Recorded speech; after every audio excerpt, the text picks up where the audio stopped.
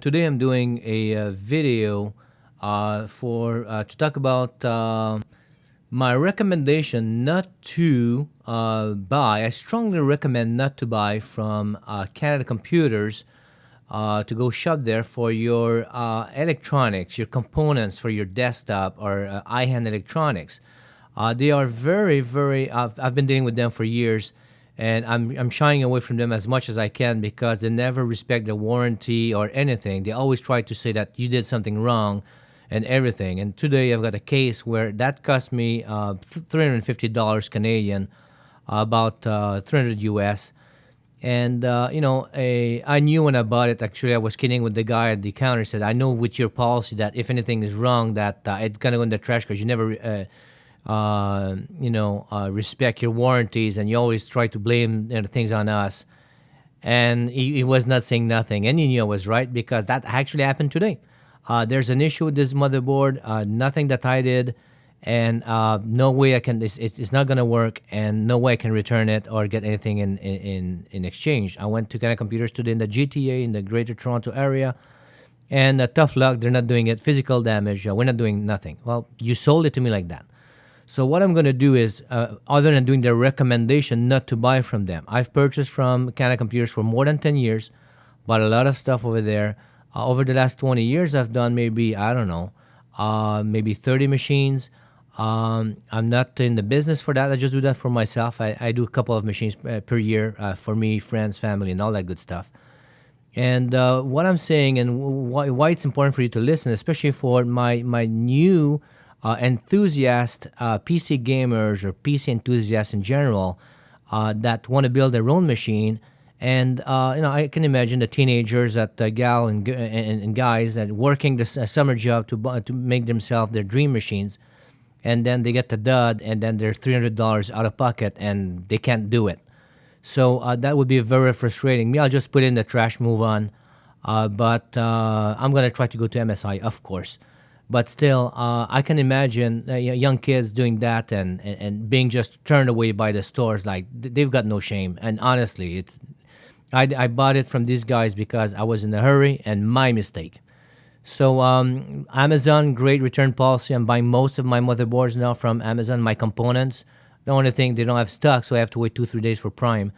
And NCIX have been very good so far. But my Rocket keyboard over there, and I'm trying to buy most everything when I go into a brick and mortar store at NCIX. They didn't have that specific motherboard I'm looking for, so I got it at Canon Computer. Mistake. Anyway, what you can do to prevent this to what happened to me to happen to you, I'm going to tell you. When you go to an electronics, to any store like in the state, Micro Center, Best Buy, or any of these specialty shops, you go there. They're gonna show you the motherboard. You need to inspect the pins. You need to sign off on the little invoice that you check the pins that everything's fine. There's no damage. A lot of the things, and me, I've done computers. I've built my own PCs for 20 plus years, and what I'm gonna show you, I missed it. So what you're gonna do, you're gonna open the package, the motherboard, show you the little booklet that everything's there, that CD and all that. The big one is obviously the pins on the CPU. You're gonna check, looking in one direction, looking the other direction, make sure the pins are fine. You're gonna look also at the pins for the fan headers and all of that, USB, that everything is fine, audio, make sure everything is fine. You're gonna look at this, and then you're not an expert, all right? I've done that for many years. I've looked at boards more than I should. And you know what? This board comes with the switch for BIOS, slow or off. Slow is for those who do liquid nitrogen, cooling. It just keeps the CPU running at zero point 0.8 gigahertz, 800 megahertz. So basically, mine, I built the PC yesterday. Nothing was working. Slow, zero point 0.8. Never found out. Undid my machine, put the gigabyte board instead. Works just fine, easy to do. Nothing to say. That's not MSI the problem. That right now is my vendor, and myself for not doing what I will recommend after to do to protect yourself. There's a little switch here. The switch, there's no lever in the switch for the BIOS, and the switch is broken. So I don't know if you'll be able to see that switch is supposed to have a little lever on it, and it's not there. So I could force it with a tool. I could damage it, and I'm not going to do it. I undid the computer, built with something else. My bad. I'm done with it. I'm not redoing it and maybe damaging this. So the little switch, there's no switch. So the lever, there's a switch here on top for hotkeys. It was just fine. Here, the little plastic thing is off, is broken. So when you go to the store, you want to buy your motherboard, yeah, you'll inspect the best you can. What I recommend to do, pick up your smartphone and take a video. Go component, everything, every section of the motherboard, just go through, just scan it. Take everything, make sure everything is done. Take the back as well, and make sure you have that. So if and you show the store, a little bit of the store, the clerk, and all that, and then go to the board. So if you go back, and I mean, I would have done that, could show the guy, hey, when I bought it yesterday, this switch was like that. Look, I could have shown in the video. Now I have nothing. So now I say, oh, you probably broke it. Oh yeah, what do you want me to? And even I told the guy, even if I broke it, what do you want me to do? That? Do you think I banged the motherboard against the wall? No. So it would be a defect. I bought it yesterday, 30-day policy. Give me a new one. And no, it's physical damage. You can do that. All right, that's fine. So to me, it's very easy. I'm never buying from these guys again, other than when I don't have a choice, a little something, a USB stick or something like that. But major components, I'm done. And I spend a lot on a yearly basis. I always update. I want to have the best stuff all the time. I'm done with these guys.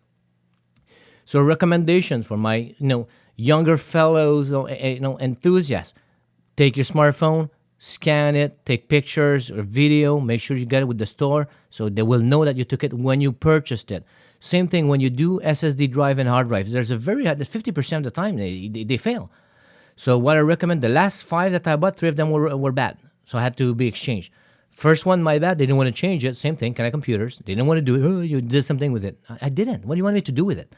So anyway, now what I do, I go get my drives. I tell the guy, I want you to test it in the technical department first, technical support. I want you to test it before I walk out the door. And the last 2 times, like 2 of them, bad. Right there at the store, it's bad. I think it was a Patriot SSD drive or something like that. I'm not sure. And basically I switched to another brand. So you have to do that because most of the time they will try to say it's your fault and they will not want to honor a warranty on it. Their margins are so small, they're going to do it. And if you don't protect yourself, you'll be out of pocket just like I am right now.